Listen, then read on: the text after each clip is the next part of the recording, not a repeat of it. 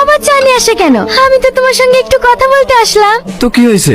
আপনি কি আমাদের বাড়িতে প্রতিদিন আসবেন নাকি? আসলে জায়গা দেবে না বুঝি? সেরকম কিছু না, তোমার চা কোথায়? আমার ভালো লাগছে না, শুধু আপনার জন্য করেছি।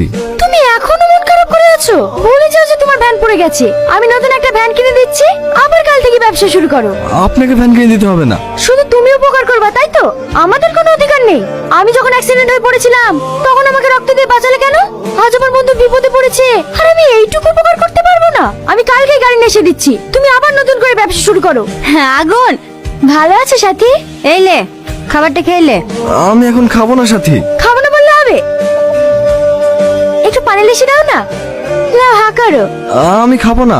এবার কিন্তু বেশি বেশি হয়ে যাচ্ছে। লাও হা করো।